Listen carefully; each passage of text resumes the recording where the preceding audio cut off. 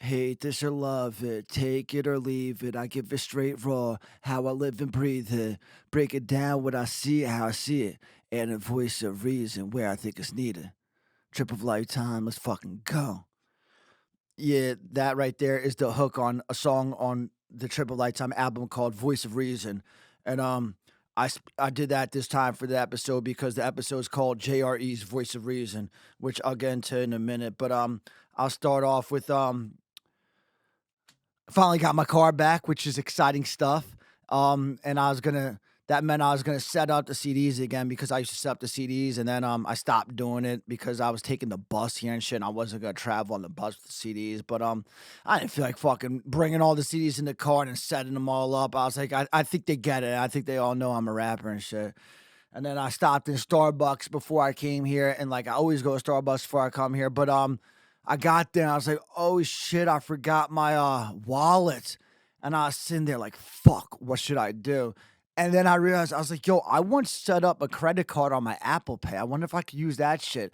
And then like I went into it, I was like, oh yeah, it's there. And then I Googled how to use Apple Pay and I was like, oh shit, I think this might work. I went in and it worked. It's very crazy. Like that's a good thing to do. I mean, it's amazing that you could do that, that we live in 2022 and you could do that shit. But I mean, it might be 2026 by the time this shit's released. But it it's cool. It's not only is it cool that you could do that, but it's good to have as a safety net so that like if you forget your wallet, if you have that set up, you could always use it as a backup. All right, so I'm gonna start off before I get into talking about my problems with Joe Rogan's podcast specifically. I want to get into he just had this guy on, this Dr. Gabor Mate. I don't know how the fuck you say his name. I saw on my Instagram feed must be like I don't know if no one be posting shit on Instagram. Like I follow 400 people, but every day when I go on, it's just sponsored videos or like hashtag Joe Rogan. And when it's hashtag Joe Rogan, it's not shit he's posted. Like I get surprised. I'm like, oh, that's actually Joe Rogan post. When I see a Joe Rogan post in my feed, because everything Joe Rogan, it's not Joe Rogan's hashtag Joe Rogan. Like these motherfuckers hashtag Joe Rogan.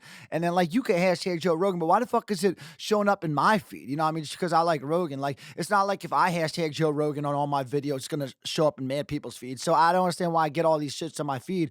But the one guy, he was like, I don't like Joe Rogan. And then he like went to this thing about how he had this doctor on. It was an amazing episode. So like right off, like right when you say you don't like Joe Rogan, you're flagged instantly in my universe, yo. If you don't like Joe Rogan, then I don't trust your thought process. You know what I mean? Like whoever your thought leaders are, I'm already questioning them. You know what I mean? And I'm not even saying that Joe Rogan's my thought leader, but he's a screener for thought leaders. You know what I mean? If this is someone that Joe Rogan trusts and someone that I trust, you know what I mean? So when you don't like Joe Rogan, I already don't like your judgment and shit. So I was interested to see what this guy was about when he got him on and shit. So I tuned the podcast in and I started at the first 5 minutes I like because he was talking about how we're over medicated, which is 100% right. I mean, I go through a manic episode and everyone I know tells me I need therapy and medication. I'm like, I don't even know what type of medication you guys want me to take for this. Like if anything, lithium is something I've heard of that makes sense because it's when your energies get high, it lowers your energy or something.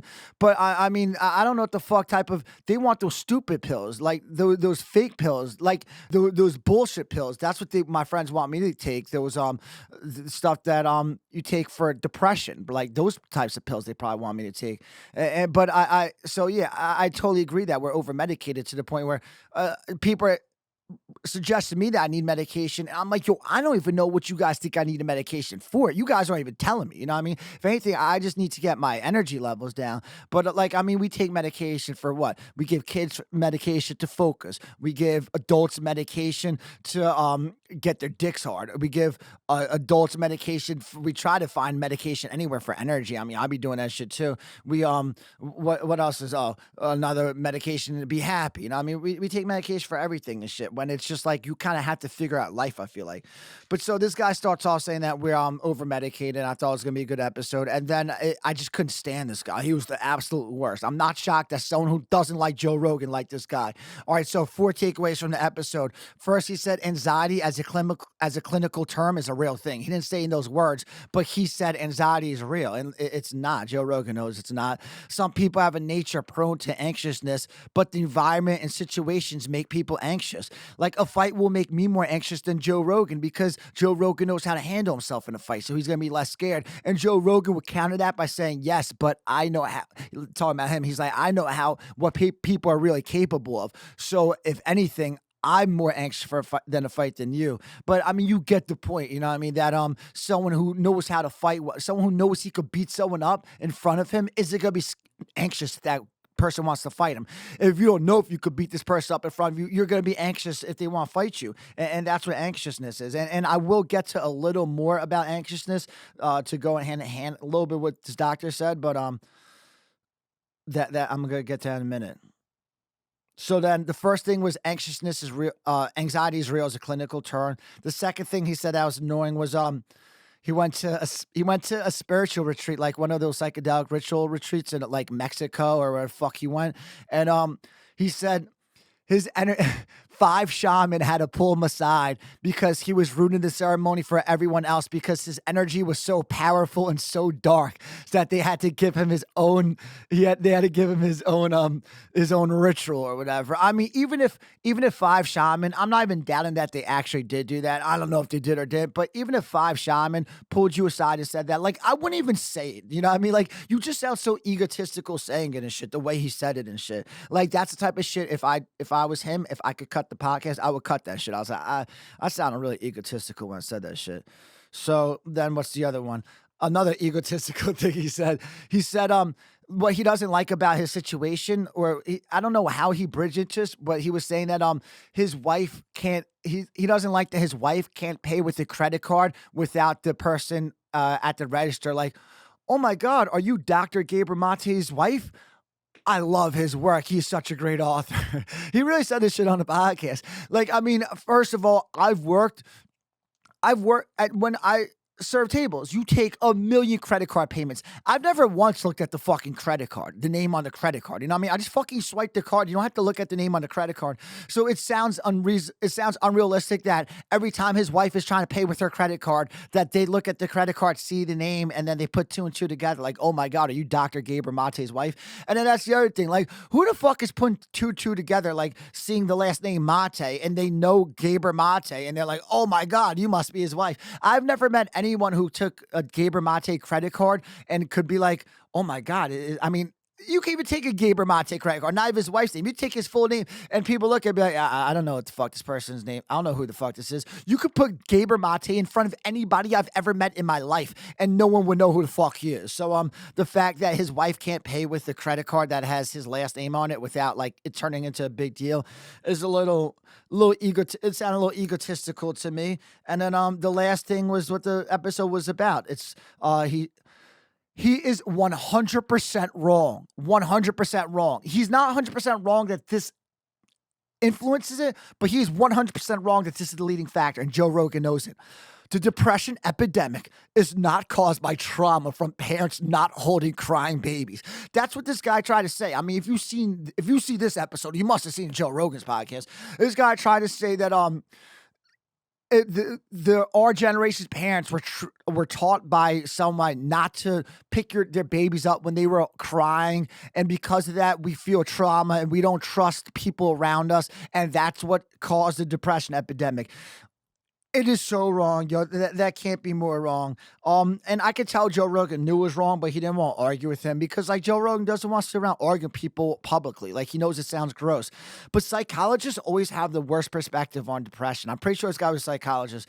Jordan Peterson also was on Rogan's podcast with the terrible uh, philosophy on depression. I mean, depression is not as much of a psychological issue as it is a sociological issue. People don't like how, and don't get me wrong, like there could be some hard wiring into us that if we weren't held when we were babies, that. But I think my generation feels unconditionally loved by their mothers. I don't think that's the problem. But I could see how there could be some type of strain under subconscious if that's what's if we were taught not to be held as babies. But I'm telling you, there's a lot more at play than that. That's not the main variable and shit. But it's people don't like how they're interacting with the environment around them, and it depresses them, and they get trapped in depressing lives. Our programming is confused by the environment around us because it's growing at such rapid speeds, and our wiring is still for thousands, what the set was thousands of years ago. They weren't able to forget their wallet and pay with Apple Pay thousands of years ago. You know what I mean? It's good that I could do that, but because I could do that, everything is just so sped up in terms of our existence and shit. And it's just it we lack purpose because of it. I feel like when the society is sped up and then you're not really contributing to it, you kind of feel like a lack of purpose. And people hear the term depression and they recognize those feelings, so they call what they're going through a depression, and it feeds the beast. But like I was just saying, the average person senses a lack of purpose and isn't getting what they want out of life, and they have no control over it. Use me as example, because I feel sexually inferior, because I feel sexually inferior, my sex life suffers, which means my relationships suffer. I've never had a girlfriend, yet alone hear a girl say "I love you." You know what I mean? Like that wears on you and shit. But even one step further, like because I want to keep the truth hidden because it's so embarrassing. Like I don't even let people get too close to me, so I kind of like isolate myself in a darker existence. But it all comes from basically not getting what I want out of girls, and that all stems from me just not being confident in the size of my dick. Like, I mean, if my if my dick was considered a huge dick, I would have a totally different life. You know what I mean? And it sounds so ridiculous that this could affect someone so badly. But if I was gonna suffer from depression, this would be the root cause of it. You know what I mean? If the average dick size was like 2 to 3 inches, yo, I would be mad confident, yo. Like I would be a totally different person around chicks. And if like most dudes like struggle getting their dick hard, and like if you could get your dick hard, it was like an impressive thing to a girl. Like I would be a totally different human being. You know what I mean? And but instead of walking around as this uber confident individual who's really just trying to like make conversation with like tons of girls and stuff, and because of that I conversate with more people and stuff. Instead, I kind of live an empty existence, which I like. I like staying home doing nothing. I like the empty existence, and good art comes from it, and I have a lot of good day to day. I have like a lot of day to day freedom. But, like, I just wanna live an active sex life and not be controlled by money, you know what I mean? And the fact that those 2 things are true in my life is it would cause, if I were ever to go through depression, that would be, in my opinion, the root cause of it and shit. I think that anyone who's conquering their external world and they're always been good internally, I don't think they just randomly suffer from depressions. I think a lot of depression stems from people internally feeling inferior, either sexually, physically, mentally, or socially, and then that manifests on the surface in some way, and then it causes a negative reaction between that person and the environment around them.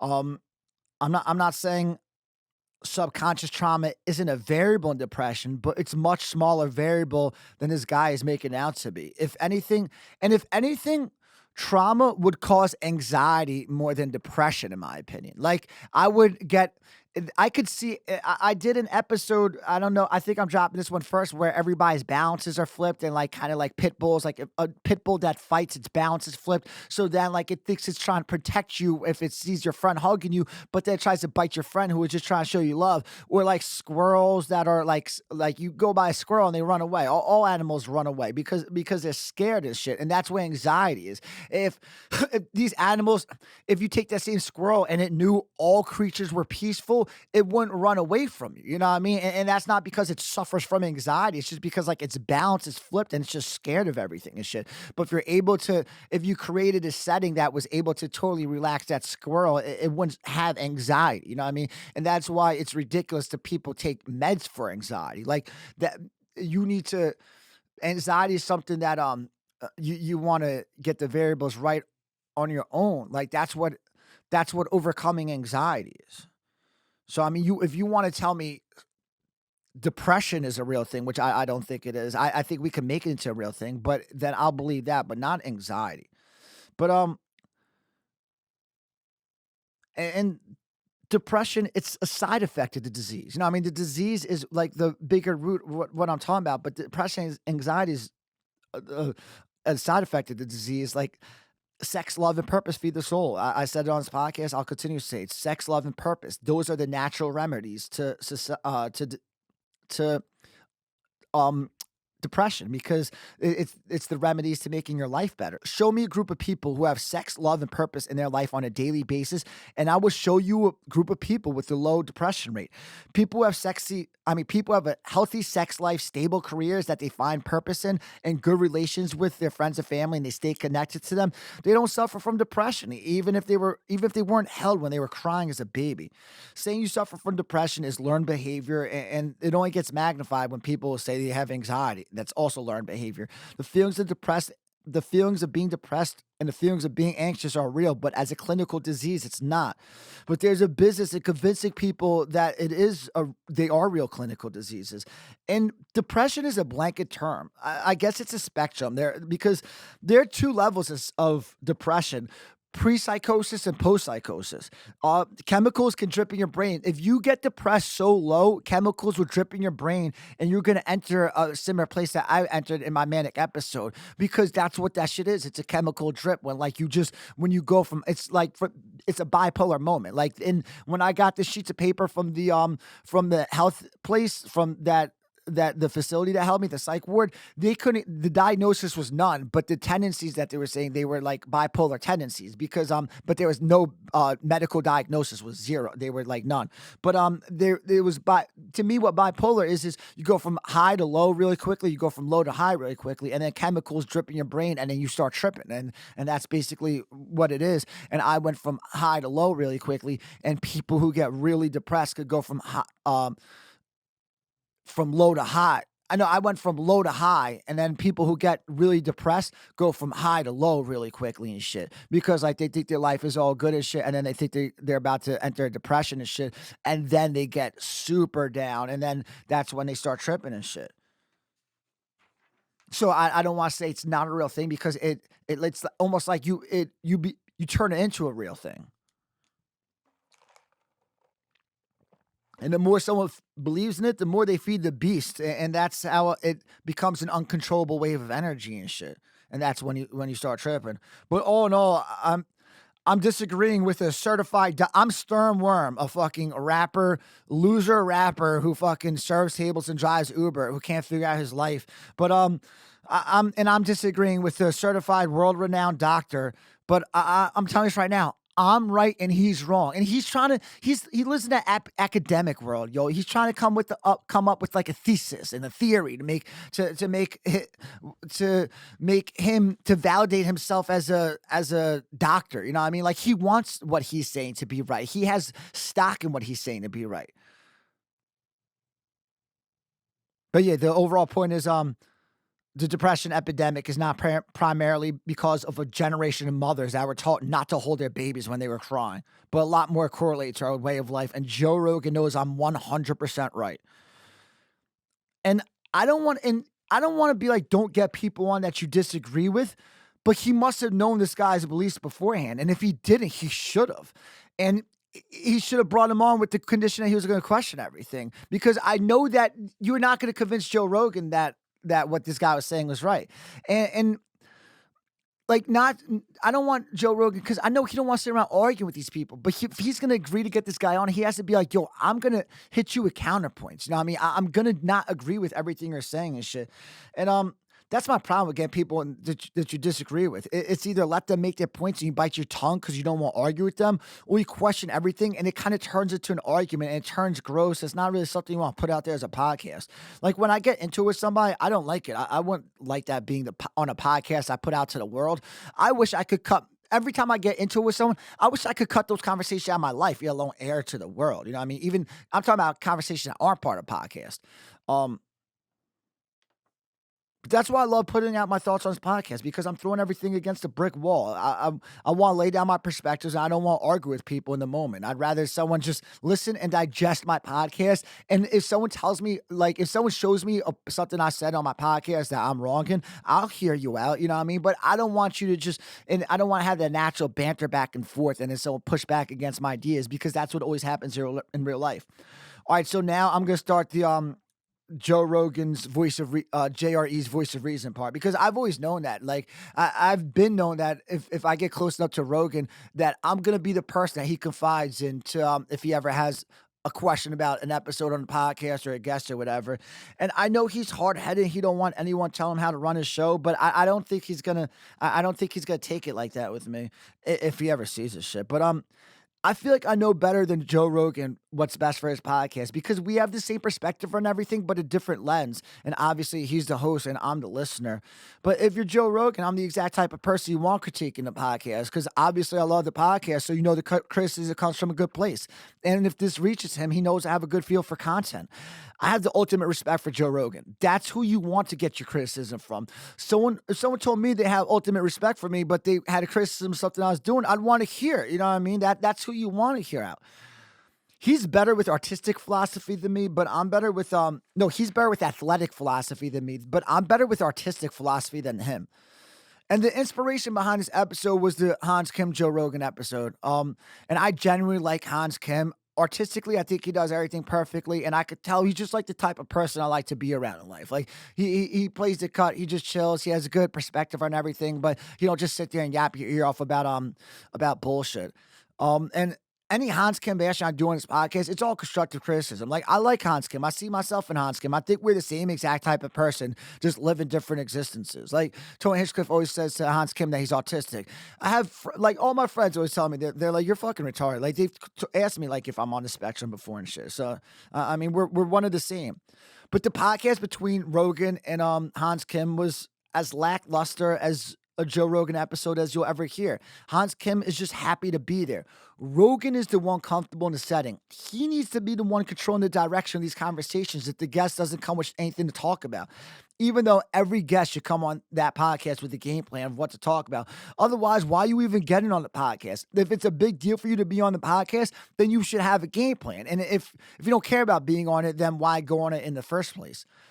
When I'm on Joe Rogan's podcast, and I'm gonna be on Joe Rogan's podcast one day, if Rogan tells Jamie to pull up a clip on YouTube of like a kangaroo fighting a bear, I'm gonna smack the shit out of Rogan. I'll be like, yo, let's pause this podcast. Now, I mean, if you want to watch this clip right now so badly, we could watch the clip, we could smoke a joint or whatever, but then we could get back into recording afterwards. You know what I mean? Because we're gonna talk about shit. We're gonna have substance. We're not gonna fucking sit here and watch YouTube videos and shit.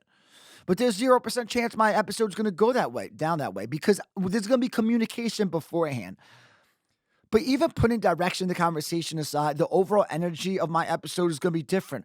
Hans Kim was supposed to be the one who did it before I did. No one's ever been on that podcast and made you feel how much it meant to be on that podcast specifically. Like people have been like, oh wow, I'm such a big fan. Thank you for getting me on your podcast. But you've never seen real emotions and shit. When professional athletes win a championship, the on-court celebration, when they get interviewed, is some of the most compelling content that exists. Jordan kissing the trophy, it's what pure joy looks like. It's what hard work paying off looks like. It's what ultimate success looks like. And achieving your goal, it's achieving your goals at the highest level. That's the energy you're going to get from me when I'm on Rogan's podcast. You're going to feel how much it means to me in that moment. It's essentially me winning my first championship. But you're going to get it bottled up for 3 hours on a podcast. You know what I mean? That's why it's going to be unique. Like you see you see the athletes, you see the moment they win, you get the interviews afterwards and stuff. You see the on-court celebration and shit, but you don't get a 3 hour, like, you don't get to talk to them while they're living it. You know what I mean? Like you don't experience the game with them and shit. And that's what my podcast will be like. So yeah, even if we don't have nothing, even if we don't talk about nothing, because like all this shit I want to talk about on that podcast, what I'm talking about on this podcast. So it's not even like I'm gonna have as much to talk about as I originally had on that podcast. But it just, even if we don't talk about nothing, like you're gonna feel how much it means to me, and you didn't get that 1% with Hans Kim. Hans Kim made an Instagram post afterwards that he was just on the. He made an Instagram post after he was on Rogan's podcast that he posted. I was just on the I was just on the podcast that inspired me to do comedy. I never knew that. How come I never knew that Hans Kim was inspired to do comedy from Joe Rogan's podcast? How come we didn't feel that energy on the podcast? How did you not mention that on the podcast? That's what people want. That's what makes for a compelling conversation. People live uninspired lives and want to be inspired. They want to hear about someone who quit an engineering job to live in a van and chase his dreams. That's that shit. People want a hit of it. Now he's on a podcast, inspired it all. But after listening to that podcast, you wouldn't even know that he was inspired by the podcast. I wouldn't even know that he listened to the podcast. I didn't know he was into Rogan's podcast like that. I only know all this shit because I see it on a fucking Instagram post. You know what I mean? Like, that's so stupid and shit. Like, to me, Instagram, it's a great place for self-expression if you don't have an outlet for self-expression, but he has an outlet for self-expression, you know what I mean? So it's more for like just like cheap, quick humor and like and posting tour dates, in my opinion, and shit. But if you have a perspective, like you were just on Joe Rogan's podcast, how did you not lay it out then? So my main problem with Rogan's podcast, he loves doing the whole it's just two friends shooting the shit. That's a formula for bad content. Nothing worth tuning into. It creates throwaway episodes. Even though it's how the podcast, I know like he started the podcast like it's just friends shooting this shit and then it grew off of that. So he likes to stay organic to its roots. But like it's the substance conversations that made the podcast popular. If it was all boring ass conversations, the podcast wouldn't have spread as much as it did. I know if they were all, if it was conversations like that episode, that was the first episode I listened to, I would never listen to another episode. I'm not the biggest Joe Rogan's podcast fan alive, but I'm a microcosm of the biggest Joe Rogan podcast fan. You know what I mean? Because like there's people who have like Joe Rogan tattoos and shit. Like I'm not that crazy, but I'm a microcosm of the true fan. I don't listen to every episode because the conversation kind of lost its pulse in terms of being an ongoing conversation. It's now something you tune into based on the guest, and which is fine, but too many episodes are stale for me. But I get why he doesn't like Spotify asking him who the guests are, but their concern is valid. Like right when he mentioned, it's funny because I was thinking, I was at a point where I was like, yo, I'm almost done with the podcast. They're just too stale, the episodes and shit. And right when I was thinking that, and I was like, it's just the guests are whack. And I guess it's probably because it was during the pandemic and there was a lot of the comedy friends and a lot of the comedy friends going there with nothing to talk about and shit. But right when I was thinking this, he said on the podcast, he complained, he was like, Spotify's asking me who my guests are. And I'm like, my guests are gonna be who I get, and who I get is the guests. It's none of your business who my guests are. But like I feel for Spotify. They were watching the same shit I was watching. Like, this is what we're paying $100 million for. Like, I mean, it's one thing that they try to take over creative control, but I don't think it's wrong of them to just be like, I think some of the episodes are stale and some of the guests are boring. I don't think that's too out of bounds for Spotify to say.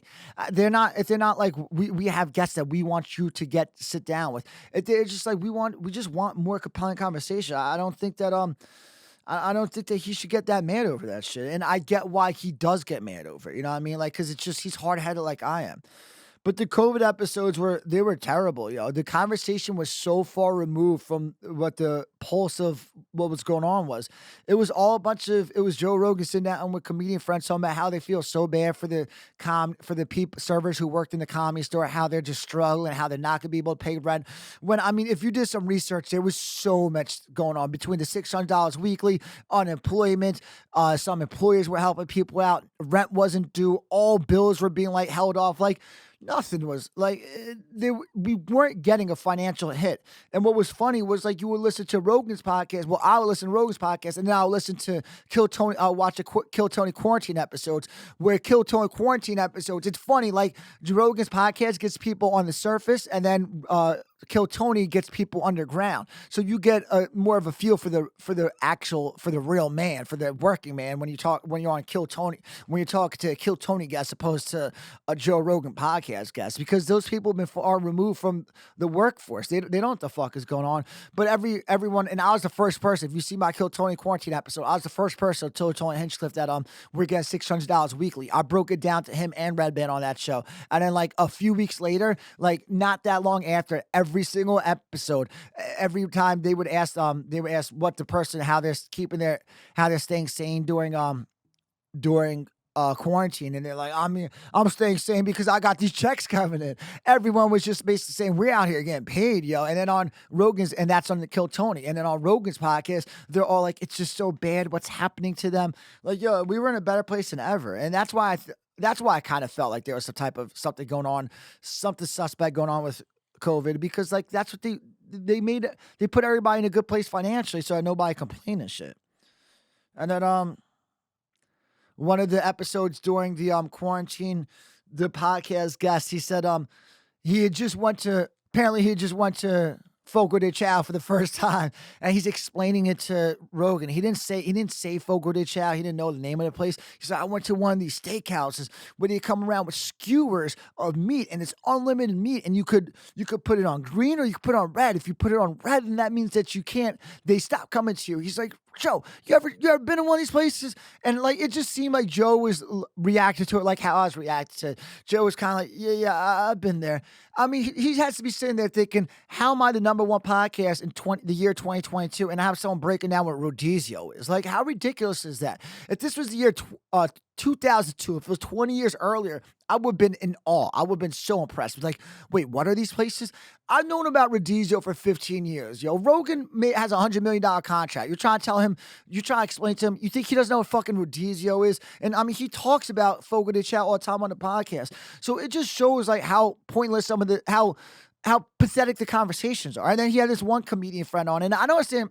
This is one of my problems with comedy. Like, I mean, if you think that this is if you think that this is funny, then I don't think you're going to be funny as a comedian. So the episode was almost over, and the comedian friend was telling Rogan about how his parents bicker back and forth, like playfully bicker back and forth, and it's so funny. He's like, Joe, I got a clip of it on my YouTube.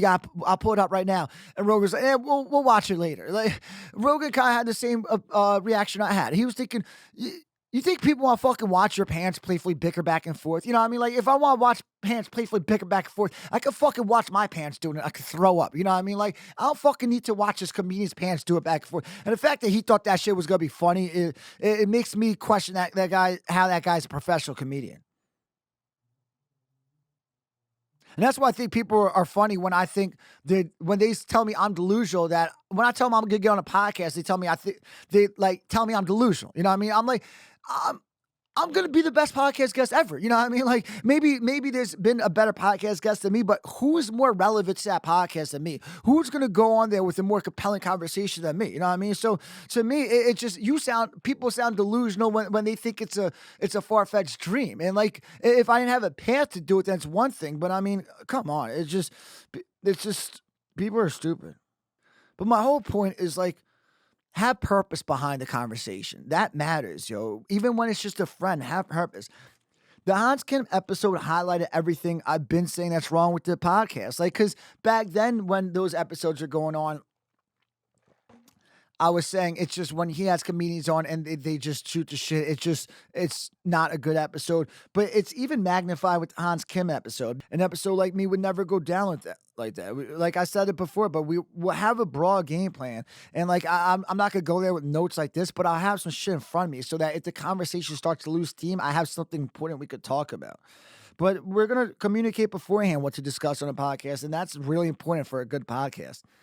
I bet you most pre-podcast conversations he has are just relax, you'll be fine, it's just a conversation.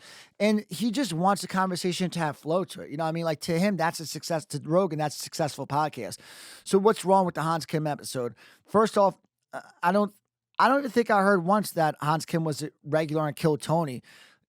I didn't think I heard Kill Tony once on the podcast, unless it was Rogan mentioned at the beginning, but I didn't hear a connection with Hans Kim to Kill Tony. And I didn't hear that he was living in his van a year ago. I didn't hear behind the scenes play-by-play of how that went down. Like, every interjection Hans Kim made on a podcast was just a comedic premise. He could probably have a funny set if he went through everything he said on the podcast, but it was a compelling conversation. What's compelling? Talk about the journey. I don't know if any of the specific details of his journey, but I know it's compelling. Like I said, I never knew he was a big Joe Rogan podcast fan until his post on Instagram afterwards, let alone it's being the podcast that inspired him to do comedy. Like, how does that not come up during the podcast? He was living in a van a year ago. Now he's opening up for Rogan, the person whose podcast inspired him to do comedy. Like, how does that not get mentioned on the episode? You didn't hear that he lives in a van once during the episode. Talk about getting struck with the vision to quit engineering and start doing comedy. How long it took before. That's what everyone loves. Like, everyone loves to hear that story of someone who quit their 9 to 5 job to do something they love, and then it works out for them. And even though it's not hasn't fully worked out for him yet, like, to the audience, it looks like it's worked out because he's on Joe Rogan's podcast. How long it took for him doing the engineering shit before he realized he needed change? Then that time to finding Joe Rogan's podcast. When I guess he found Joe Rogan's podcast before that, and that probably was the one that made him realize he needed change. Talk about getting struck with the vision to do comedy. What's it like to have Asian parents and try and travel this path? His attack to doing stand-up, what his first sets were like. Was he just up there? It was spontaneous. Did he write a bit for it? What the Seattle scene was like back then, getting up in the belly room on Kill Tony, and what his life was like at that point, why he decided to move out to New York, the decision to live in a van and the adjustments to that lifestyle, how his parents felt about him living in a van. Because that's the one thing I would have a major problem with. People glorify people living in their car to chase their dreams. I would have a major problem with it if that was my son. You know what I mean? Like, it's one thing if you need that time, if you could show me what you're doing with that time, but if you can't show me what you're doing with your time every single day during daytime, you need to be working a job. You know what I mean? Like, I didn't get where I am in life for my kid to fucking live in a car. You know what I mean? Like, I would legit, like, I don't fight people. I would go fight my son if he was living in his van to do some artistic shit where during the daytime he wasn't really doing nothing, where he could work in a breakfast cafe and find some roommates to pay $500 a month and have a roof over his head, where he has a bathroom in his house. You know what I mean? Like, that shit would bother me if I was a parent, unless you're like so close to getting it. But if you're so close to getting it, and I would take out a loan to loan you money for a year. You know what I mean? Like, but I'm not into the whole living in your car thing to chase the arts. You know what I mean? Like, and I don't mind it as a person, just because I'm like, at least, like, fuck this system. You know what I mean? Like, at least do what you want to do. Like, work just to have a job. Like, just have a job just to pay the bills, keep rent over your keep a roof over your head. But if that was my kid, I would have a major problem with it. But yeah, so he's living in a van, lack of success for years. Then COVID hits during this, and he's still living in a van. What sparked the move to Austin? Comparing the Austin comedy scene to New York. Talking to Rogan about the Austin open mic scene. Comparing open mic scene here now from when he originally moved here, because obviously it's evolved and it's grown a lot. Talking about Creek in the Cave, because they have one in New York and they have one down here. Like, he talks about, and I watched like a 5-minute documentary he did, and he was talking about how they let him go in there and brush his teeth. You know what I mean? Like, when he was living in his van in New York. Like, how great of a feeling must that be to be using that as your home base in New York, then you move to Austin, and then you could use it here as your home base. You know what I mean? He must have been like, oh, I'm back home. You know what I mean? Like, I could brush my teeth again. Talk about like signing up for Kill Tony as a bucket pool down here in Austin, what he was hoping to get out of it, and then the first time he signed up for Kill Tony, all the way through becoming a regular and shit. Explain about all of that and shit. How that did more for his career than any work he's individually put in the last like 8 years. There's so much shit people want to hear. The people who watch Kill Tony weekly, and anyone looking for a conversation. Like, if you're a regular Kill Tony listener and you want to hear some personal shit from Hans, you felt disappointed from that episode. You got absolutely nothing. You know what I mean? Like, if I would want to. I would want to hear Hans talk about all this shit. If I was like, I look at myself as more being a part of Kill Tony right now than being a fan of Kill Tony. But if I was just a straight up fan of Kill Tony, like, I would have been so excited for that Hans Kim episode. And I would be like, wow, it's like it never even started. And I can't stress enough, I'm doing this to highlight the point of what I've been trying to make about Rogan's podcast. It's a statement of what's wrong. It's a statement to show what's wrong with two people just sitting down to shoot the shit. Like, I'm not doing this to shit on Hans Kim. You know what I mean? I'm just doing this to prove a point.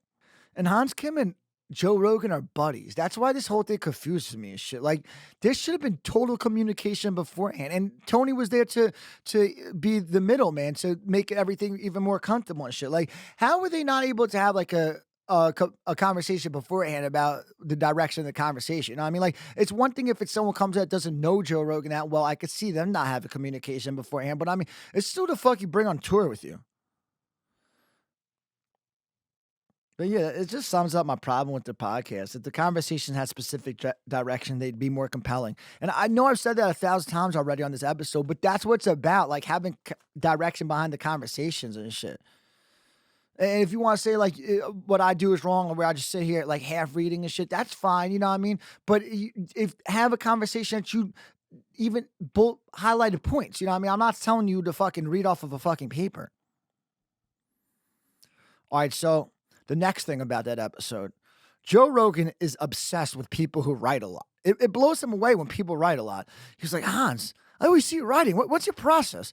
And Tony Hinchcliffe always points out how Hans Kim is always writing. Like, they act like always writing is some great accomplishment. Rogan gets so fucking impressed by someone who writes a lot. You know what impresses me? I'm impressed by people who work 40 to 50 hours a week and do that for years on end without like breaks. I'm like, how the fuck do you do it? I literally can't, no matter how easy the work is. I can't do the same. I can't go to the same place for 8 hours a day, 5 days a week for 40 years. And people act like that's the easy way out. People are like, oh, like the easy way out is just to get the typical 9 to 5. To me, that's the hard way out. To me, what we're doing is the easy way. I'm taking the cop out. I'm trying to fucking make money in the entertainment industry. I'm trying to make money off of writing. You know what I mean? So stupid, so pointless. You know what I mean? Like, to me, I'm just so impressed by people who just man up and go to the job every single day and don't complain. And like if I tell them like you don't get sick of this shit, like they look at me, they're like puzzled. They're like, what? They're like, my job's fine. Like, those are my heroes. You know what I mean? Like, I don't understand how the fuck they do that shit. When I sit around, like I spent mad days where I just sit around writing all day and shit. And like I'm gonna get to it, my writing process isn't writing, but like I spend mad days sitting around writing. And when I sit around writing all day, I'm not like, oh wow, what a productive day. I'm thinking just another day I wasted. You know what I mean? Like I sat here and fucking did nothing, wrote some fucking rhymes, some bits in a fucking podcast episode. Like I'm like, this is not productive. It's not time well spent. You know what I mean? Unless it turns into value, then it is and shit. But most writings aren't value. And if you can't that's basically what the accomplishment is, turning your writings into value and shit. That's what's impressive, not writing a lot. Like anybody can sit around all day writing. People do. People who don't create in the arts sit around all day writing. Is that impressive? Like who the fuck cares? You wrote a fucking some nonsense all day. And that's another thing. To me, it's more about finished creation as opposed to just writing. Because writing could be anything. There's tons of people, I think I just said, but there's tons of people who write a lot every day and it's not for rapping or comedy. They just write. So is it impressive if someone's writing and it's not like connected to any type of creations? They're just writing. And that's exactly how Hans Kim broke down his writing because they asked him what his processes and he dropped the 2,000 words thing that he forces himself to write 2,000 words a day. It's kind of philosophy to what I preach artistically. But Rogan was like, wow, 2,000 words a day. He was fucking blown away by it. But it made sense how Hans Kim broke it down. It's basically like what I'm saying right now. It's more of a journal entry, which I totally get. It's cool, but is that like being productive? You know what I mean? Like you're more productive if you create one bit in a day than write 2,000 words, even if the bit is like 50 words. And he probably pulls like premises out of it, so it's not just like writing words and being unproductive. But just because someone writes a lot doesn't mean anything. Anyone who writes bits knows that the harder you work that bit, you're going to have to shave words off to tighten the flow. So it's sometimes the less words you write, the better. So it's like sometimes less words is more productive and shit. So like it's not, wow, so many words, so much writing. Like it's just so stupid. Like it might be a more productive day if you sit down and just write 10 different strong premises opposed to writing a surplus of words. Like that to me is a good exercise to do every day. Like to not even 10, just to throughout the day try to get yourself one premise for a bit and shit. But ultimately, this shit to me is more about a creative process than it is about actually writing. Because it's about the well of inspiration, which I've talked about and I'm gonna get to. But Oh, I think this is where I'm getting to it. That was a major part of the vision from day one, that I wasn't gonna just sit down like when I got struck with the vision to rap, to be a rapper. That's what I call the vision. I wasn't like the reason I knew it was strong was because of this idea. I knew I wasn't gonna try to sit down and write rhymes with a blank canvas. I was gonna let the creative process work. I was gonna, and that's what I coined as quote unquote the well of inspiration. If there's something to be expressed, it will create itself. And then I was like, I'll just go about my days and just whatever thoughts come to my mind, I'm gonna jot them down and then I'm gonna create rhymes out of those. And that's exactly what I did. But like Rogan loves preaching that you have to just sit down and force yourself to write. I have multiple albums. I spend mad time working on rhymes, but I don't just sit there and write. Rogan swears by that War of Art book. I've never read it, but I just don't like the philosophy because I know what the philosophy is. I've heard him. I've heard him break down what it is, and it kind of when he says what it is, when you just hear the War of Art, you get it right off the bat. But it, it's I don't think forcing yourself to write is how you connect with the muse, like the book says. In fact, I think sitting there trying to force yourself to write blocks the muse. I've never gotten any of my best ideas.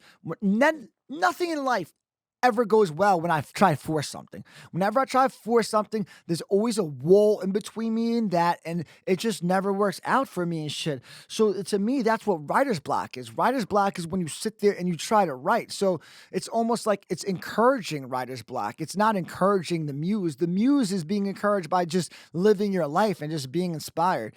And Tony Hinchcliffe was he was talking about his original writing process on that episode during this whole thing. He was talking about how he would go to the park and write.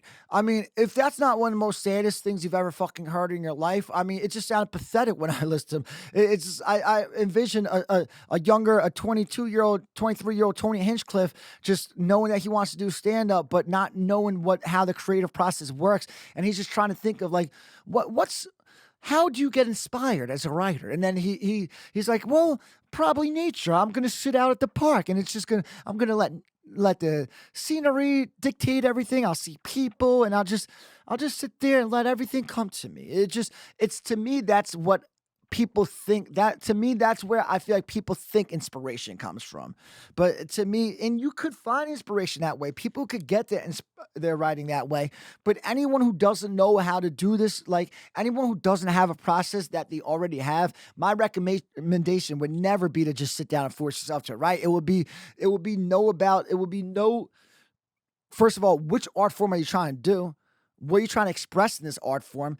And then just think of thoughts throughout the day and let it build. And then you have something to work off of. You have seeds and shit. Like it just, and know what you specialize in. You know what I mean? Like know your lane as a human being. Like I don't make fun of people in real life. So I'm not gonna make fun of people in like I'm not gonna battle roast people and make fun of people, just like I didn't battle rap people and make fun of people. You know what I mean? Like just know yourself in the lane and just think, let it come to you. But if you just sit there and try to write, to me that's a losing strategy. And there's more than one way to skim a cat. A lot of rappers sit there and just write their rhymes like that. So I mean, and it works. It makes more sense for writing because of the beat. You kind of want a cadence and shit, which I'll get to in another episode. I feel like the true people who know how it goes knows that you get your ideas just randomly throughout time, and that's what the muse is and shit. It's a flow of ideas. But yeah, Tony Hinchcliffe noted that he no longer goes to the park and writes comedy. His process is now the same as mine. He says something funny in real life, people laugh, he writes it down. He has a thought throughout the day that he thinks is a good premise, he writes it down. Something happens to him in real life that was funny, he writes it down. Like, I mean, that's what the fucking process is. But here's what the creation process is to me. With comedy, it starts with what I call a seed. Like, I mean, I didn't coin that phrase, a seed. I've heard Rogan talk about seeds, but like that's what it is. You have the seed, and it's the idea that you have written down with rap. It's like 4 bars I usually think of, and then I'll sit down and write expanding on it. And this is kind of what my writing process is. Like once I had the seed, I sit down with that seed and then I write stuff. And that's kind of like my outline, whether it's a comedy bit. Like once I get to the when if I sit down and try to write a comedy bit, I have a point A that I'm starting at, and a point B I want to get to, and once get to point B, that's my outline. When with rap, when I have once I have 16 bars, that's my outline, and then that's when the writing process stops. Once I have the outline, that's when the actual writing stops. Then I start the memorization process, and that's what I call quote unquote when the magic happens, because and this is my favorite part. This is when I get intimate with whatever I just created. It's when I crunch down the flow and it tightens up. And like when this is happening, the words are tightening up, but then also everything is changing inside of it. Like a bar is getting changed here in the verse, or in a comedy bit. Like this thing I said here is getting moved over here, or it's I'm adding to it or I'm taking something away, but I'm still creating during the memorization process. It's not like the memorization process of memorizing that stuff word for word. But to me, this is what the main creation part of the creation process is. Because once that shit is memorized, I have something I have something tight. I have something to me that has all the words shaved off of it. You know what I mean? It's like the puzzle's complete once it's memorized and shit. And once it's memorized, I don't change anything. Once it's memorized, that's the final product. The only thing I've changed from memorized stuff was my original writings because I had to I had to adjust the flow. I had to keep changing words and shit here and there from my first album and shit. But now, like once I have something memorized and down pat, that's when it's finished and shit. But the whole thing is like I'm still writing that whole time. It's just I'm writing it in my head. I'm just not writing it on paper. That's why like people get like so impressed by like Jay-Z. And it is impressive if Jay-Z could go to a studio and hear the beat and then write the whole verse in his head and then go and just do it, you know what I mean? But it's impressive that he could do it so quickly with a good verse and stuff. And it's impressive that he has a good memorization process that he doesn't ever need it written down. But I mean, he could just write it down once, you know what I mean? Just so that like in his head, he's thinking, what the fuck did I say? And then oh yeah, yeah, I remember what I said. Just so he doesn't lose any of the ideas. But if he always be doing that shit without losing ideas, that's impressive. But people act like they're like, he doesn't even write. I mean, he's not going in there freestyling these verses. He's writing it. He's just writing it in his head. But yeah, the whole creation process is sacred to me. But once I have an idea and I gain momentum behind it, and even though I do love that process, I like to finish whatever I'm working on because then it's like, at least like I got it out of the way. Like because I get obsessed with it. Like if I have a verse that I memorized and like it's all I think about, all I do is rap that verse to myself a trillion times throughout the day, and then I wake up next day. Do I have it memorized? No, and I keep rapping it again and shit. So I like to just, it's like a burden off of my chest. Like I wrote on my one of my lines on on the second album was talking about my first album. I was like, the process drained so much mental energy for certain that completing the project released the burden. And it's because like before I finished my first album, it was just all I was consumed by was that album and shit. Like I didn't want to do anything, but I still don't want to do anything. That's kind of like why I like that because I was like, now it gives me something to do and an excuse to do nothing. But like, here's the thing: I was consumed by rap growing up. I could have easily decided I want to try to be a rapper. It's something I consciously thought of. No, like it's something I've consciously thought of now that like if I used to write rhymes when I was younger, I would travel such a different path. If I tried to rap when I was like 14 years old, I would just try to do exactly what I'm saying I don't like. I would just try to sit there and write rhymes, and I would never figure out how to write anything with substance, and would have felt like I would have just felt like I wasn't built for this. I would have felt like I couldn't do it. And then when I'd be in the studio with other people writing rhymes, I'm like, damn, how did they do it? But like right now, when I'm in the studio with people writing rhymes, I'm not like, wow, how do they do it? I'm like, I wouldn't want to do it. You know what I mean? Like I don't need to write rhyme like I don't need to write rhymes in front of anybody, like in front of a producer to show that I'm actually a writer. You know what I mean? Like I write shit on my own time and shit. And like when I'm around people, I need to create on my own frequency, yo. Like that's why I got inspired with the creation process because I was on my own frequency.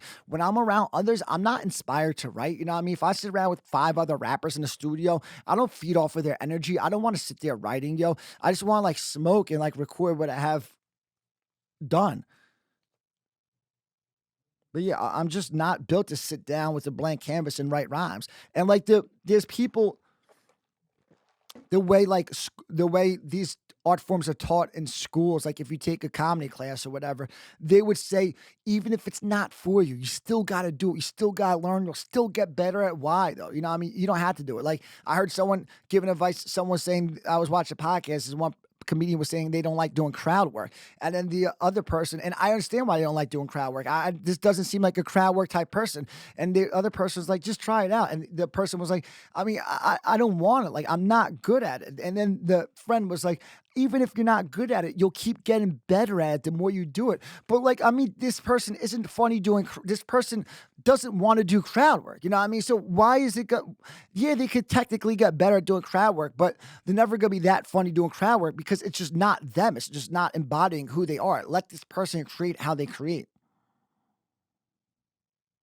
And I'm not saying there's anything wrong with sitting down and writing. It's just not my cup of tea. You know what I mean? It's more for writers' room writers. Like if you're gonna sit there, like I talk about writing jokes. If you're the type of person who writes jokes, like jokes you tell, that's who's gonna sit down and has to force themselves to create. You know what I mean? Because that's kind of you're not gonna get those. You probably don't get those jokes from inspiration of life. You know what I mean? And maybe you do, but those type of writers, I feel like a joke writer is more of for a writer's room. Like if you put me in a writer's room, I'll come up away with out with nothing. You know what I mean? Like it's I'm not built for that. It's just it's not what I do. Sit around with other. It goes back to us saying it's like writers' room, comedy writers' rooms to me are like sitting in the studio with rappers trying to everybody writing their own verse. You know what I mean?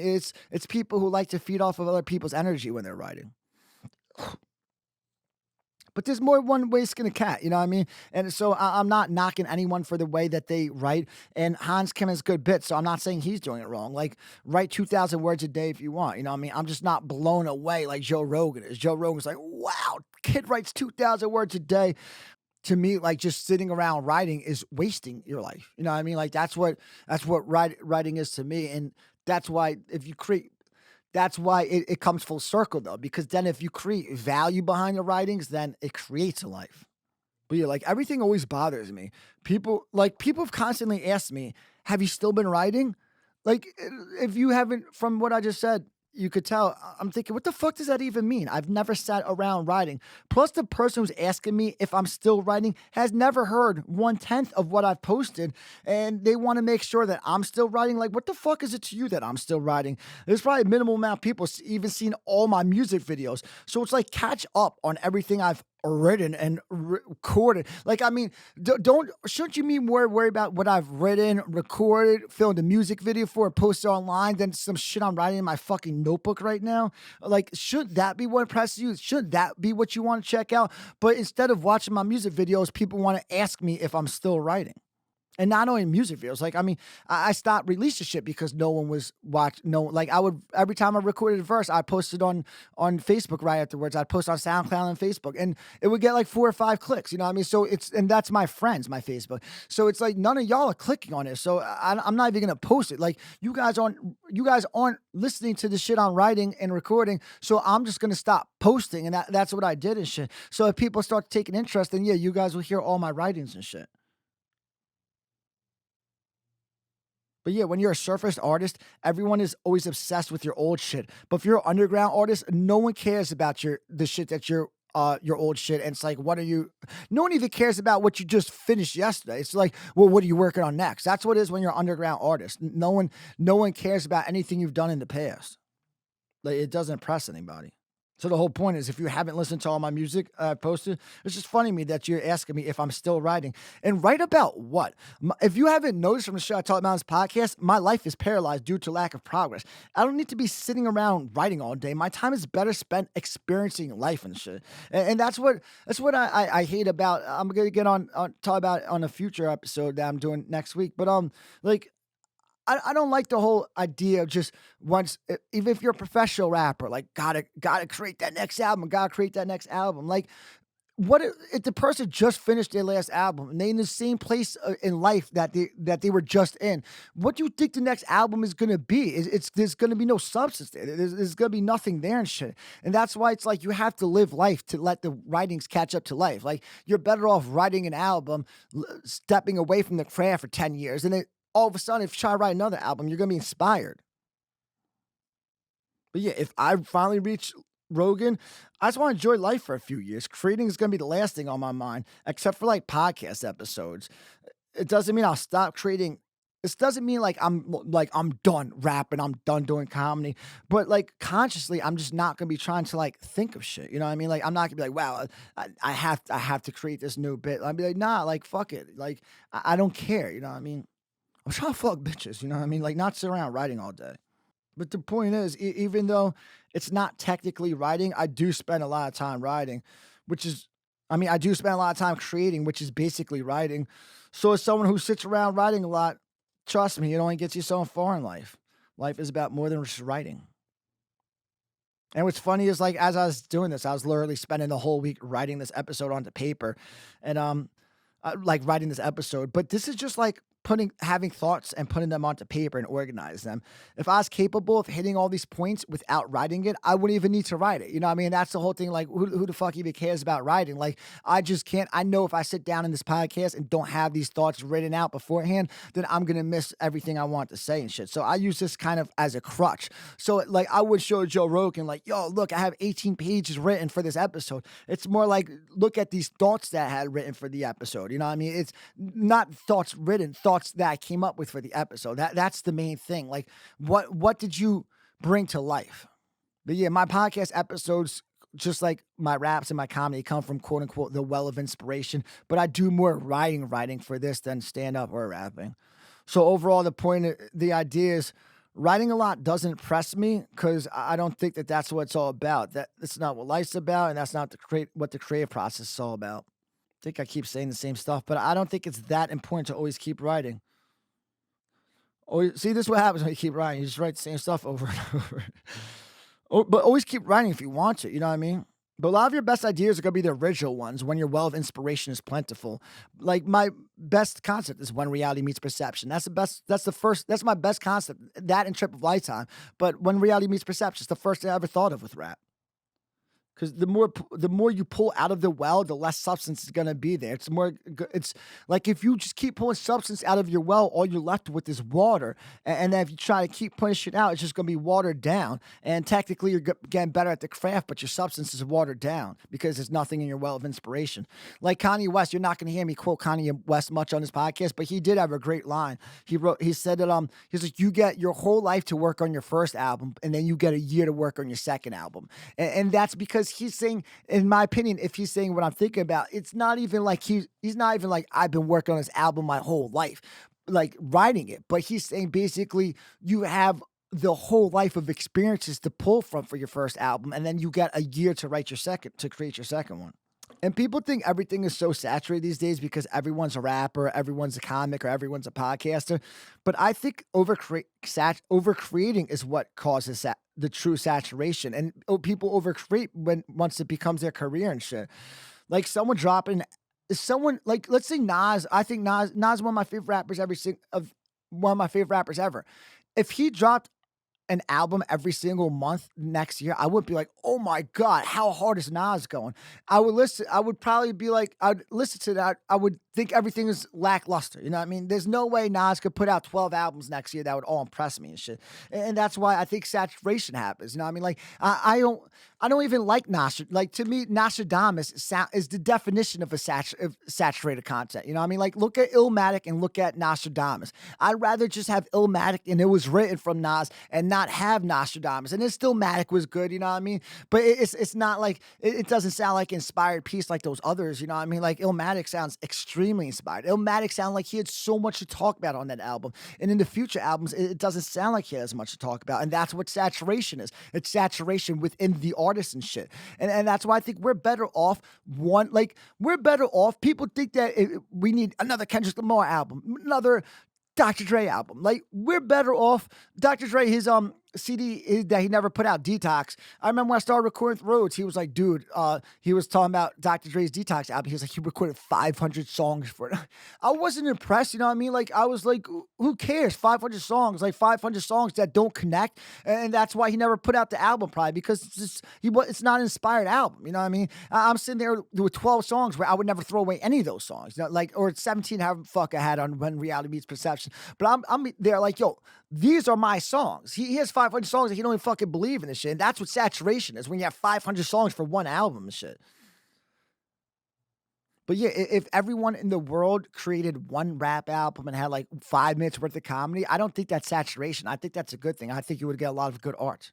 My one homie told me a few months ago, like 6 months ago, he was like, the world needs another Stern Worm album. And I take it's a compliment. Thank you. You know what I mean? But like, I couldn't disagree more. The world doesn't need another Stern Worm album. I have 2 albums, 3 mixtapes of all my best stuff that no one's ever heard. Like, I'm not inspired to create more rap right now. You know what I mean?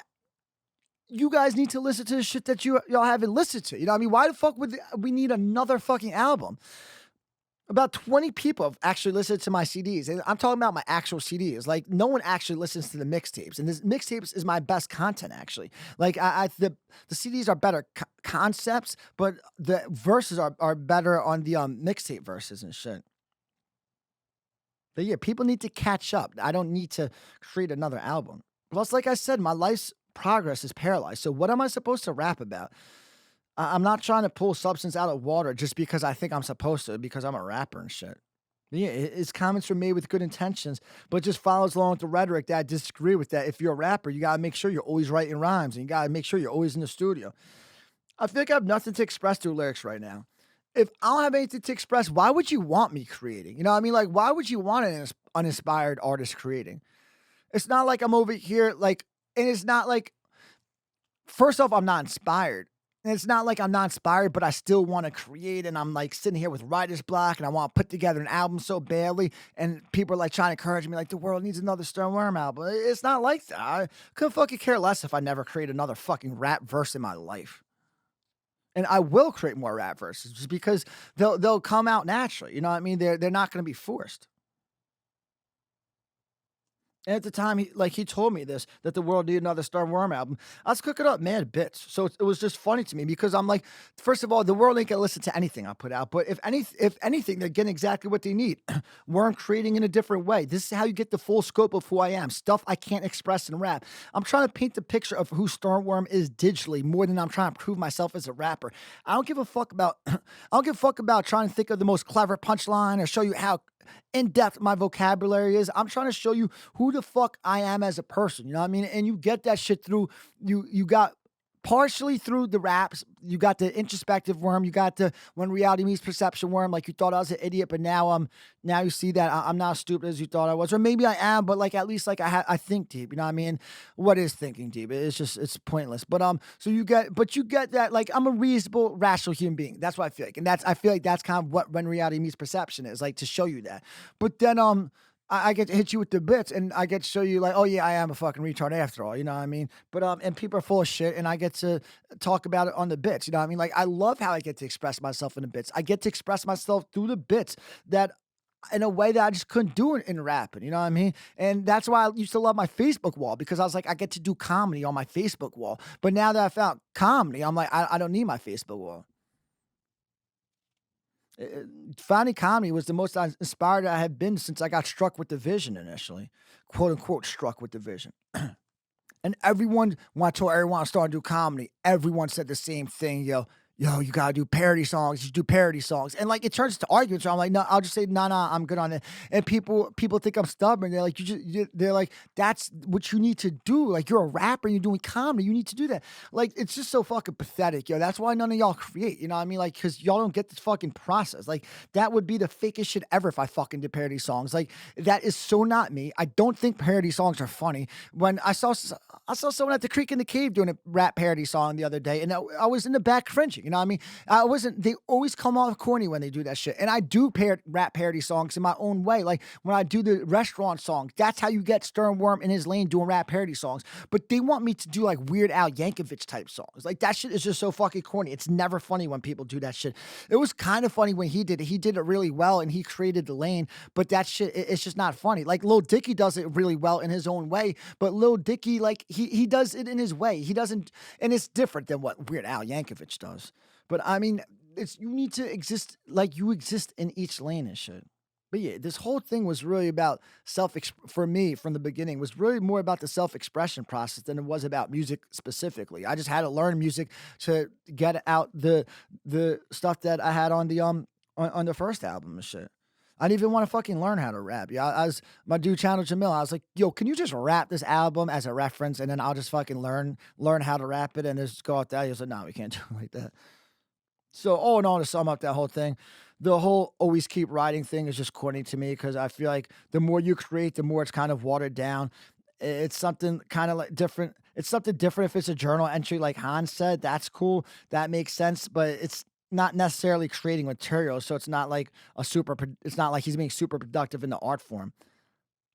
And like I said before, even though he does get seeds out of those journal entries, but it's not more material that Hans Kim needs. He still has made material everybody has to catch up on. I'm more interested in hearing the best bits he has. And that's like goes in hand with what I was saying. Like, I don't care what Hans Kim is writing today. I want to know.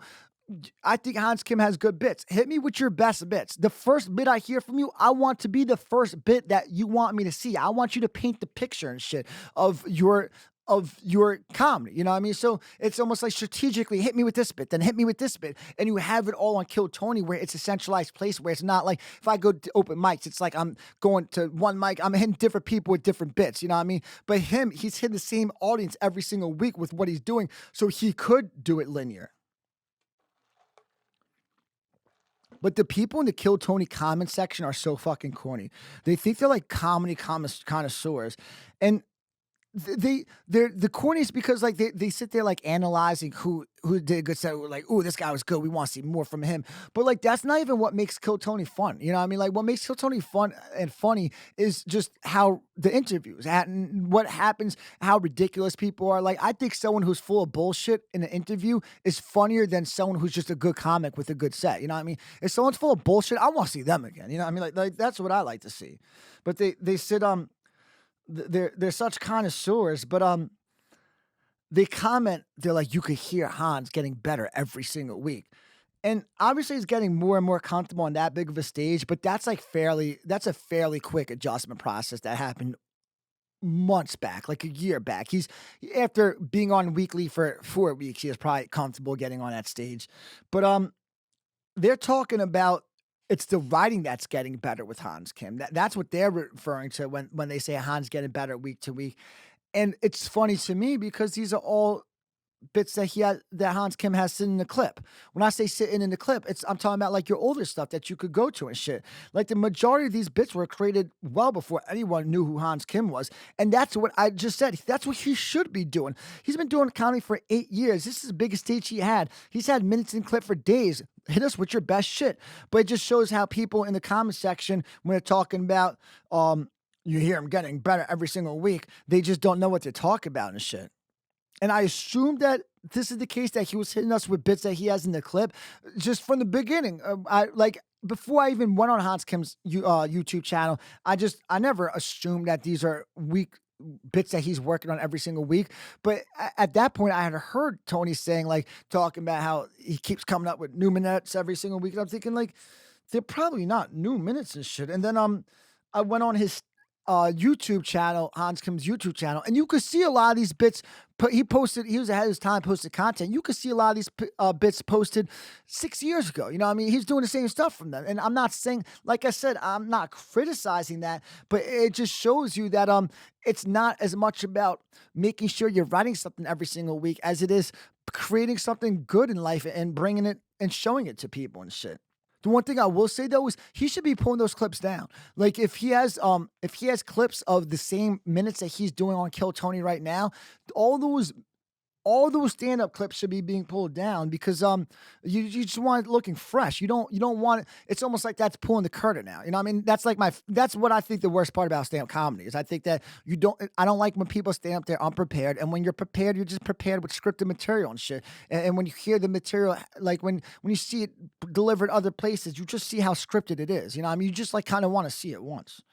unless it's just like such a magical bit that like you just it's like Bert Kreischer. I don't know the machine bit, but I know people just love hearing the machine bit just because they just love that bit so much. So if it's something like that, then yes. But if it's something like if it's just like a bit that you need to get hit with the joke one time and shit, then you don't want to see how scripted it is.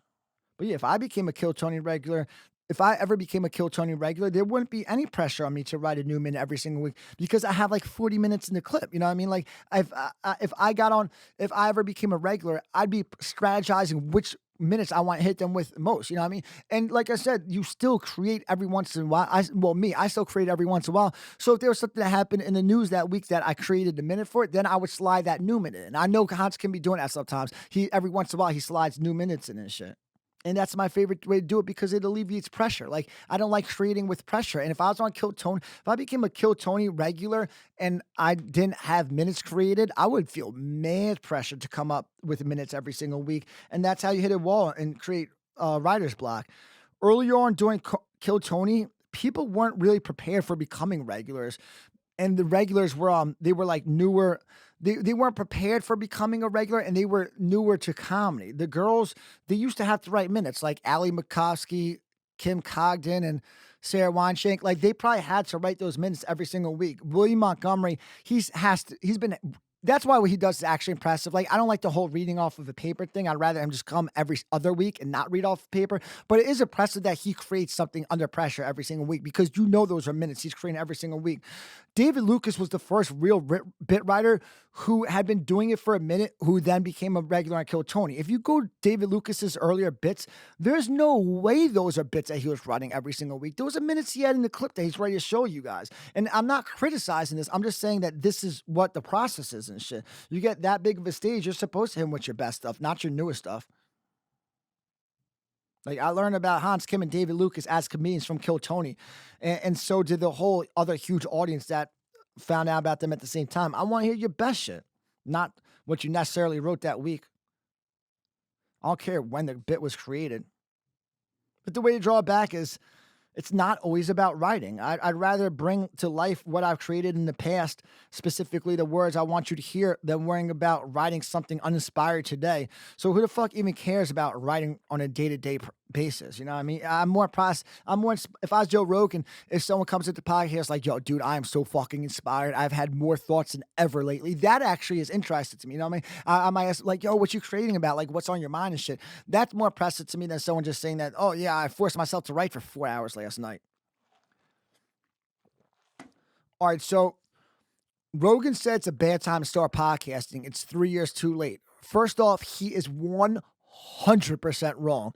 If you've been if you've been surfaced for the past 5 to 10 years, specifically in Rogan's universe, then he's right. You're starting late now. You're behind the 8 ball. But if you've never been surfaced, then you don't need a podcast until you actually surface yourself. Once you start to establish yourself, if you start the podcast as you're gaining momentum, then you're right on time in your universe. But you're 3 years too late if you've been an established artist and now you're trying to start podcasting. Like, I feel like I'm starting my podcast at the exact perfect time. But if Kill Tony didn't exist in my universe, then now wouldn't be the perfect time.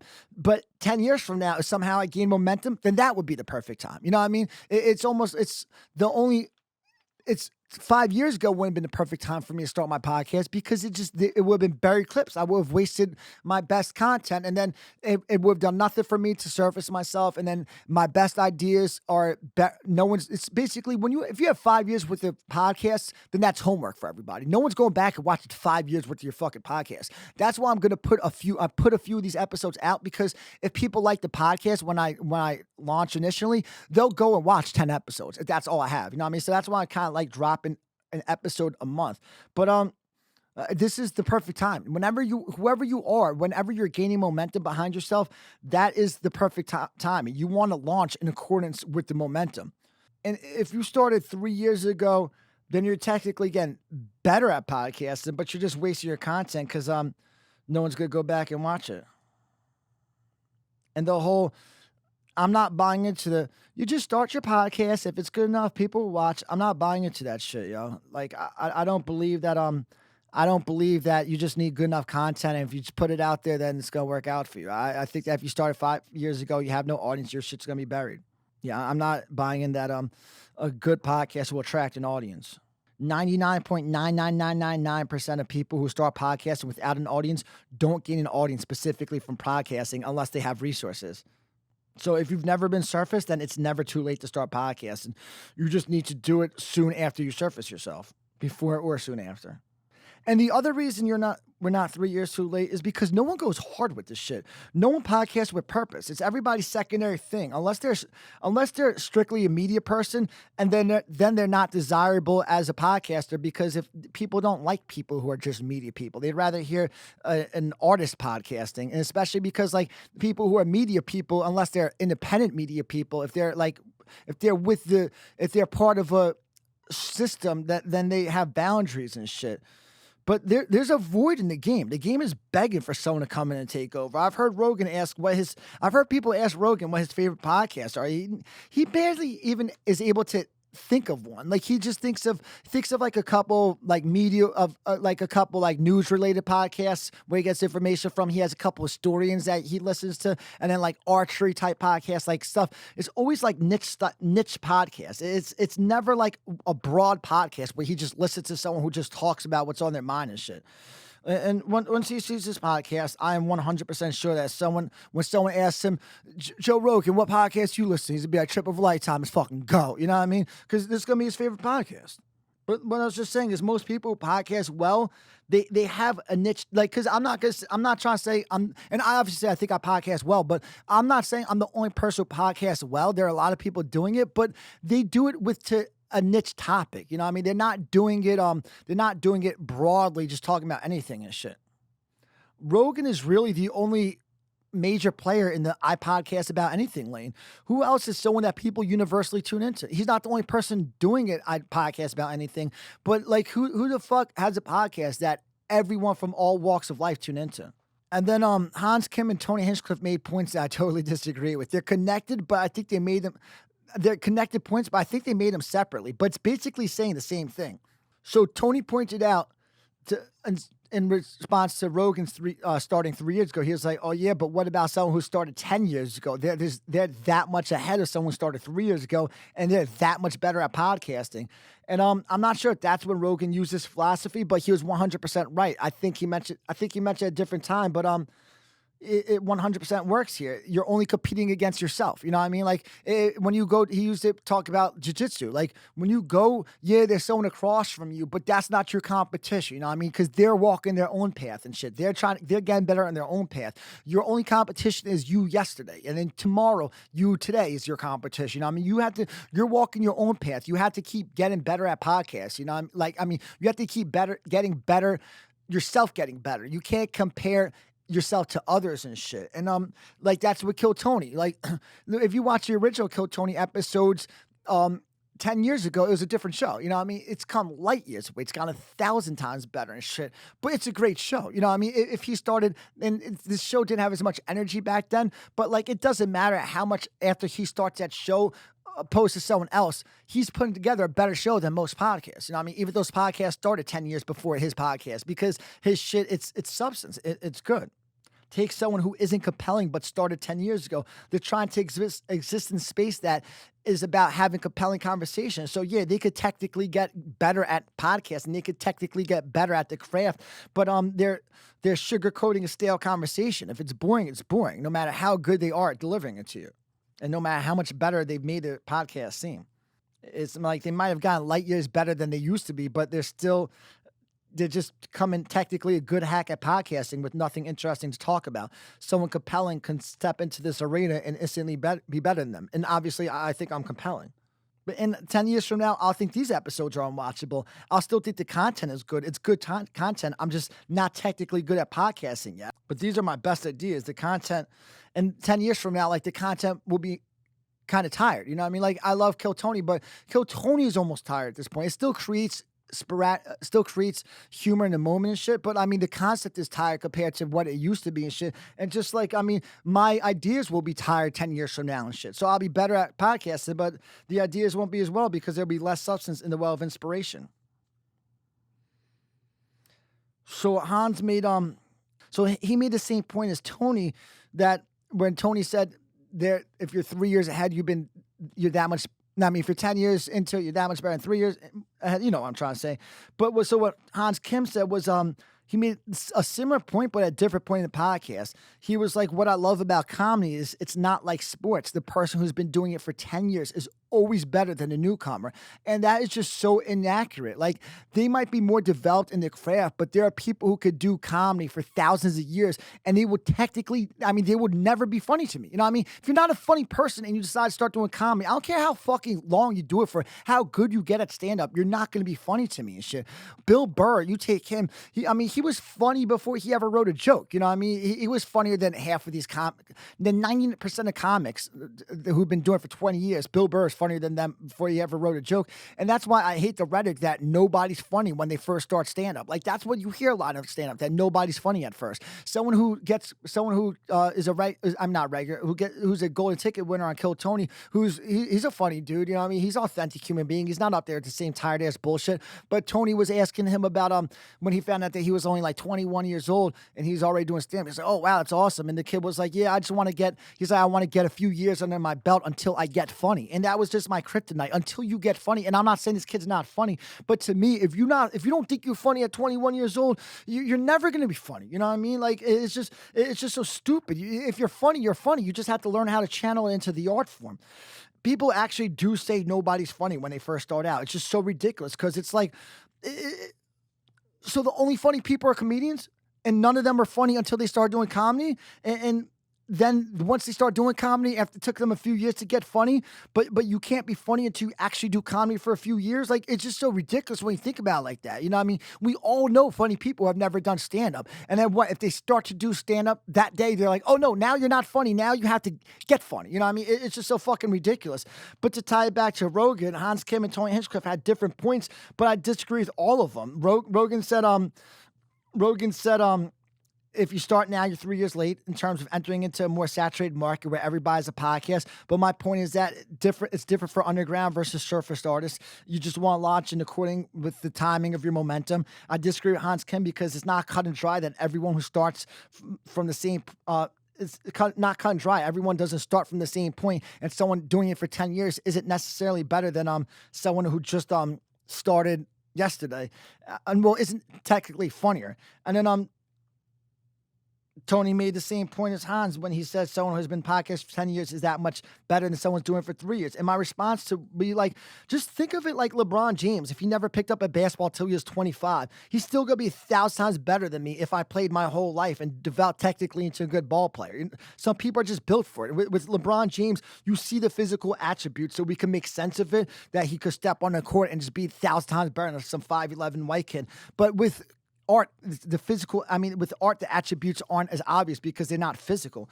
But if one person isn't funny at all and decides to start doing comedy, and then 10 years later you compare them to a funny person who's just starting, the chances are I'm going to think the person who's funnier, the person who's just starting but is funny, is actually better than the technically better person.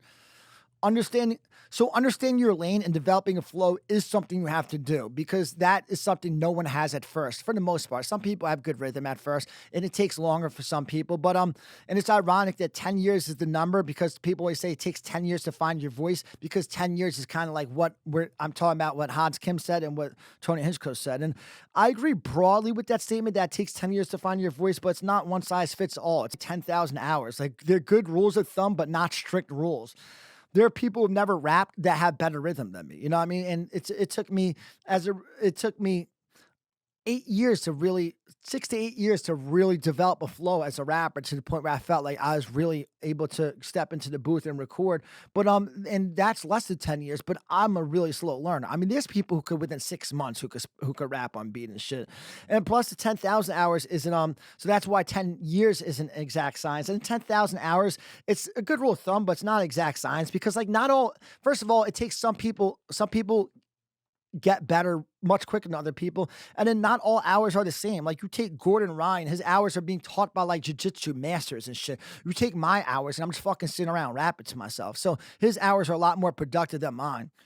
And when we talk about it takes 10 years to find your voice, are we talking about content or flow? With rap, it took 10 for me because it took 10 years for me to really have a tight flow, a little less. But I had my content from day one. You know what I mean? Understanding your voice in terms of content is different. A lot of rappers don't know specifically what they're trying to express. They just create the type of stuff that they hear others creating. They develop a flow, and then in due time they find themselves artistically. And it might take those rappers up to 10 years of just rapping well, but not really finding themselves as an artist to really find their voice as an artist. But yeah, so when I decided to start doing comedy, that's the other thing. Like the first thing I thought of was I already have a flow. The work I've been putting in for rhythm, and learning rapping, it translates to comedy. Like those 12 years matter. If I wasn't, I feel so confident getting my bits together with the timing and shit. If I wasn't rapping for 12 years, then I wouldn't be able to do comedy the way I'm able to do it, where I create tight bits. All right, to just put a ribbon on this shit, this whole episode, like I said, was inspired because of the Hans Kim and Joe Rogan episode, and just because they should be mad at themselves. They shouldn't, if they ever see this shit, they shouldn't think I'm talking shit about them. They should think that I'm just telling them, if I didn't respect them, then I wouldn't tell them, give it straight. You know what I mean? If I didn't like them both, then I wouldn't put this out there like that. But yeah, they should be mad at themselves because they could have had an extremely inspiring episode, but what they did wasn't even content. It was three friends just shooting the shit. Mission accomplished, Joe Rogan. I'm not saying to center the podcast, I mean to cater the podcast or do it a certain type of way. I'm just saying try to get the best out of the conversation, specifically when it's other artists that come in, because those seem to be the stalest episodes, comedians and musicians, because they come in with nothing to talk about. And as a listener, those should be my favorite episodes. Before I started rapping, I wasn't even listening to rap much anymore. All I was doing was going on to hiphopgame.com and reading the interviews because they were all so compelling. They used to do such compelling interviews at hiphopgame.com, but they would ask them how tracks came about and inspiration behind certain stuff. And it was just so amazing to just listen to the process of artists, you know what I mean? And like listen to just the come up, like how everything came together and shit and how moves were made and shit. But you never get that shit on Rogan's podcast. And if he's just trying to fulfill his contract, then that's different. If he owes Spotify a certain amount of episodes, so he just schedules a bunch of throwaway episodes just to bang them out, like I respect the grind all day. But the goal is to put out the best podcast episodes possible. Then Joe Rogan should listen to the kid. You know what I mean? Because I'm not saying anything that's wrong. You know what I mean? I'm just saying just have a point A and have a point B that you're trying to get to on these episodes. Like it's just have something to fucking talk about. You know what I mean? Like, and I get why he does the whole, it's just two friends shooting the shit, but that is basically, that line is why the podcast suffers. And that's basically the summary of what my problem is with Rogan's podcast these days.